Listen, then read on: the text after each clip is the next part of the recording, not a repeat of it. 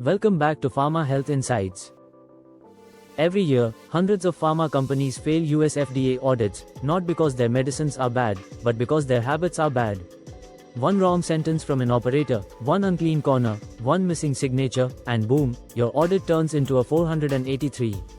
Today, I'm taking you inside a USFDA audit, step by step, like you're walking with the inspector.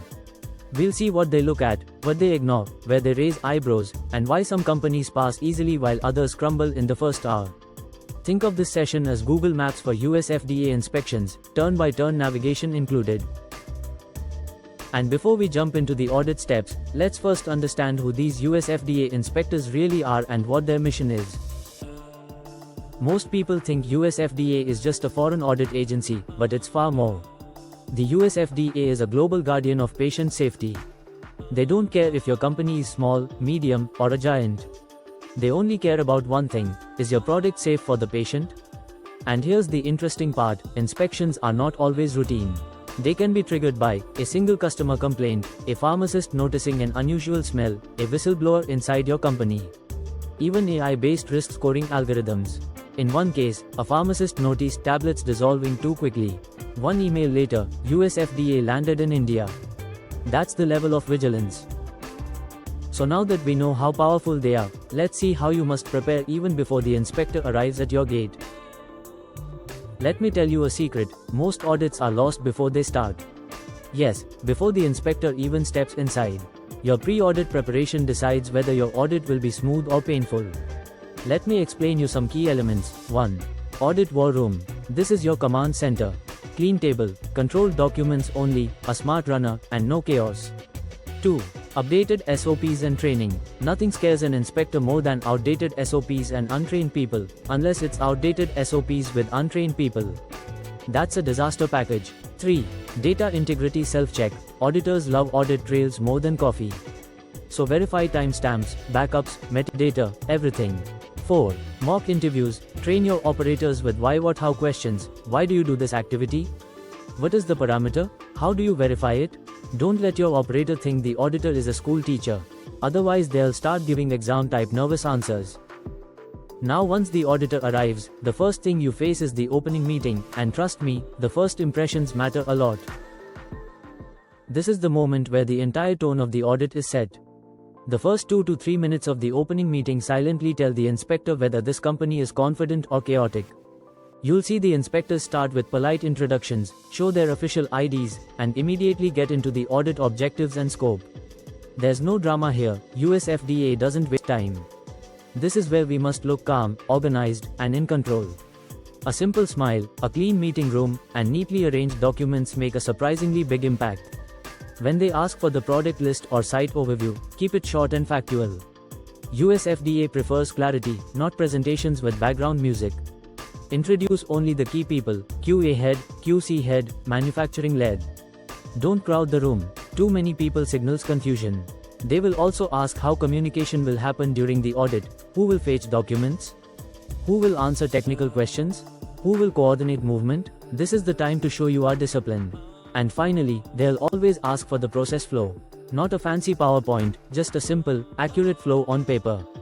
One inspector once told me, if your process flow is confusing, your shop flow will also be confusing. That stuck with me. So remember, the opening meeting is your first impression. Make it clean, calm, and confident. Once this meeting ends, the real audit begins, the facility tour. And this is where most observations come from. The facility tour is like a microscope on your habits. Inspectors observe everything silently. They rarely react immediately, but trust me, they're noticing every dust particle. They look at how you walk, how your operators behave, how clean the walls are, whether your drains smell, whether your equipment stickers are updated, whether people look relaxed or nervous. Let me tell you something funny but true. If an inspector sees 3 people looking at a machine but nobody touching it, he knows something is wrong.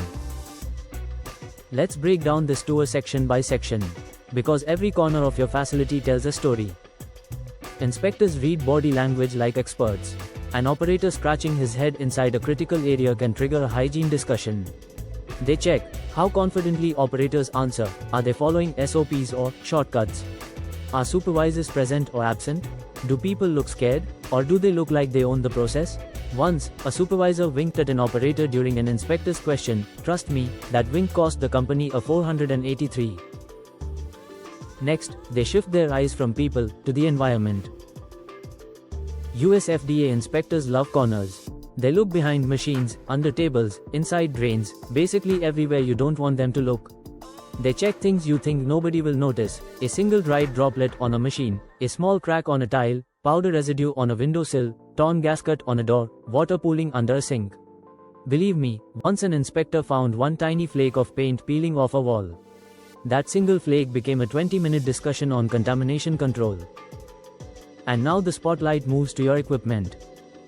USFDA loves machines more than people, because machines never lie, but their documents do. When the inspector reaches your equipment, their eyes instantly go to the small things: stickers, dates, tags, corners, because that's where the truth hides. They check calibration due dates first. Why? Because if even one machine is overdue, they assume your entire quality system is shaky. And trust me, they spot an expired sticker faster than we spot a Wi-Fi signal. Next comes preventive maintenance. A machine that hasn't been serviced on time tells the auditor, "Hey, no one loves me enough." And that's an instant red flag. Then they read the cleaning status label. Is it cleaned, to be cleaned, or under maintenance? If the status doesn't match what the operator says, boom, inconsistency. Running parameters are another favorite. They'll point at your machine display and say, "Show me where this value is recorded." And if the record doesn't match the machine, that's a data integrity mini heart attack. Change parts. Auditors love asking, where are the parts? How do you control them? If change parts are lying around like lost luggage at an airport, it shows no discipline. Line clearance is also a deadly trap. They literally bend down, look under tables, behind conveyors, for any leftover material. One carton or printed foil in the wrong place can trigger a 20-minute lecture on mix-ups. Finally, equipment logbooks and audit trails. They want clean, chronological entries, no overwriting, no pencil marks, no magical time-traveling entries that appear later. Curiosity ending, and in the next slide, we'll move deeper, from machines to the heart of your process. Because if equipment doesn't get you, your process parameters will. With equipment checked, now they move to the most sensitive area: manufacturing controls. Now we step into the heart of the shop floor, where most USFDA observations quietly originate. When inspectors enter manufacturing, they're not impressed by big machines. They're watching whether your process controls are real or just written in SOPs. So first, sieving parameters. If an operator doesn't know the mesh size or why it matters, that's an immediate curiosity trigger for the auditor. They think, if basics are unclear, what else is unclear? Then we move to granulation controls. Auditors love asking, how do you know the granules are ready? If the answer depends on guesswork rather than scientific parameters, the red flag goes up. Next, blend uniformity. This is a classic hotspot. If sampling is weak, or results don't match your claim of validated mixing time, auditors will follow that thread like detectives. Compression checks are another favorite. They quietly observe weight variation, hardness, thickness, and whether the operator really monitors trends or just fills numbers. On coating parameters, auditors often ask, why this spray rate? If your team says, we always do it like this, you know what's coming. In process controls act as the real shield. If IPCs are strong and timely, the entire manufacturing story looks convincing. And then, reconciliation and yield variation. This is where many plants slip. If yields swing without scientific justification, auditors assume loss, mix-up, or data manipulation. In short, this area shows auditors whether your process is in true control, or just hoping for the best. And now the tour moves from equipment and process to the heart of compliance, your documentation. Alright team, now we reach the part of the audit where most companies start sweating: document review. And trust me, this is where USFDA quietly picks up 70% of their observations. Let's break it down. They begin with your BMRs and BPRs. They flip through them like detectives looking for inconsistencies. Even a small overwriting or unexplained correction can raise a flag. Next comes deviations and kappa. The inspector is basically asking, do you investigate problems seriously, or just close them for the sake of closing? Weak root cause? Expect more questions. Then they go to the scariest folder for most QC teams: OOS and OOT investigations. If the story doesn't make sense, if conclusions are weak, or if you blamed human error without proof, it becomes a magnet for observations. Stability data is another favorite. They want to know, are your products really stable for the entire shelf life, or just stable on paper? Then comes QC raw data. Not the reports, the actual raw chromatograms, audit trails, sample weights. This is where data integrity issues surface instantly. They also study environmental monitoring trends, not just one day, but the past 6 to 12 months. Any spike, any unusual dip, any unexplained excursion, they'll catch it. Next, they check supplier qualification. If your raw material supplier is questionable, they'll question your entire quality system. Then validation, process, cleaning, analytical. They want scientific justifications, not copied templates.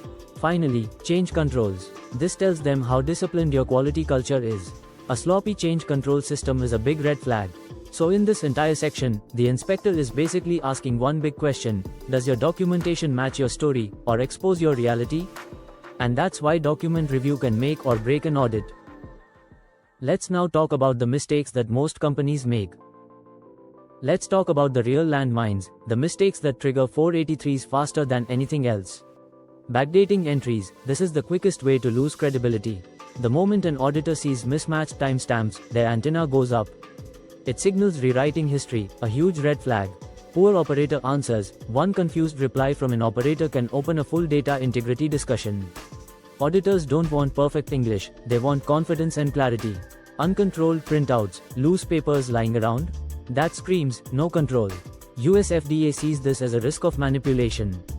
Missing signatures and incomplete logs. These look small, but they send a message: the system isn't followed consistently. And consistency is the heart of compliance. Poor investigations, writing, human error, isn't an investigation. Auditors want root causes, not excuses. No trend analysis and inconsistent data. If your trends aren't monitored, you're basically telling USFDA, we wait for problems to explode before acting. Hygiene lapses, one dirty corner, one unshaven operator, one wrong gown, and the audit tone shifts. Old deviations still open. This shows lack of discipline. USFDA expects closure, not backlog. This slide is simple but powerful. Fix these 10 mistakes, and you eliminate 70% of potential 483s. So how do world-class companies avoid all this? Now, this slide is where real audit readiness actually begins. These are not fancy concepts, these are the everyday habits that separate strong facilities from risky ones. First, daily QA Gemba walks. This is one of the most powerful habits. A 10 to 15 minute walk by QA through key areas catches issues before an inspector does. Many companies fear audits because they don't find their own issues. A good Gemba walk builds confidence. Next, weekly data integrity reviews. Think of this as a health check for your electronic systems, quick audit trail checks, missing metadata, unusual timestamps. A weekly review prevents those surprise observations during inspections. Operator micro-trainings. Micro-trainings are short, sharp 5 to 10 minute refreshers. They keep operators confident so they don't panic when auditors ask questions. A confident operator is the biggest asset in an audit. Real-time documentation. No backlogs. No, I will write it later. USFDA loves real-time, clean, honest entries. If it happens now, it gets recorded now. Scientific investigations. When something goes wrong, avoid vague phrases like human error. Investigate like a scientist. Look for root cause, equipment, method, material, environment, training. Kappa culture. Kappa should never feel like punishment. It should feel like progress. A good Kappa is a sign of a mature quality system. Strong internal audits. A tough internal audit is always better than a tough USFDA audit. Internal audits should challenge the system, not decorate it. Zero fear environment. This is crucial. Employees should never hide issues out of fear. Auditors can sense fear immediately. When people work openly and confidently, the inspection automatically becomes smoother. Overall, these habits create a facility that is always ready, not only when an auditor is coming, but every single day. This brings us to the final stage of the audit, the closing meeting. Now we reach the moment where the entire audit comes together, the closing meeting. This is where the auditors present a clear, structured summary of everything they observed. No surprises, no drama, just facts. They'll walk through each point calmly, and this is your chance to clarify anything that may have been misunderstood.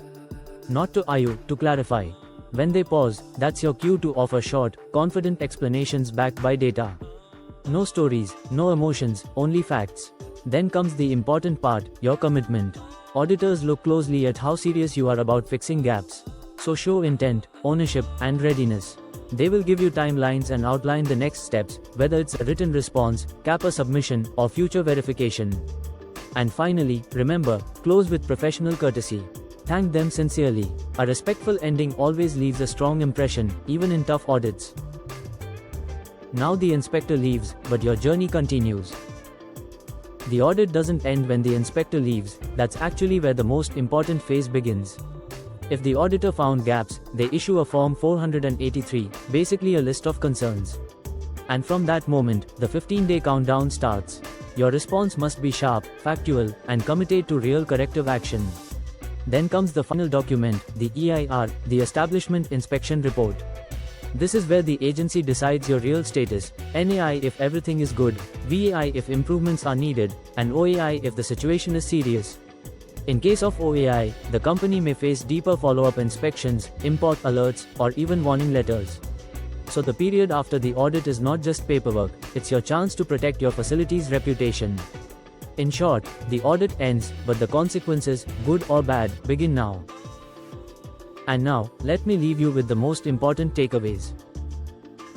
If there is one secret to passing every audit, it's this: compliance is not a project, it's a personality. Your facility should look compliant, sound compliant, and behave compliant every single day. Not just when an auditor is coming. First rule: follow your SOPs. Auditors can forgive an old machine, but they will never forgive a team that doesn't follow its own written instructions. Second, train your people. Even the best equipment can't save you if your operator freezes when an auditor asks, "Why are you doing this step?" Your team is your defense line. Third, document everything. If it happened, write it. If you wrote it, sign it. If you signed it, mean it. Simple. Fourth, maintain your facility. A dirty corner has triggered more 483s than any failed assay. And most importantly, build a quality culture. A culture where people raise issues instead of hiding them. Where deviations are discussed, not avoided. And where audits are treated like learning days, not judgment days. Finally, never fear audits. Auditors are not there to scare you, they are there to ensure the patient is safe. If your systems are strong, audits become celebrations, not nightmares. Stay compliant, stay confident, and thank you for watching. Don't forget to like, subscribe and share.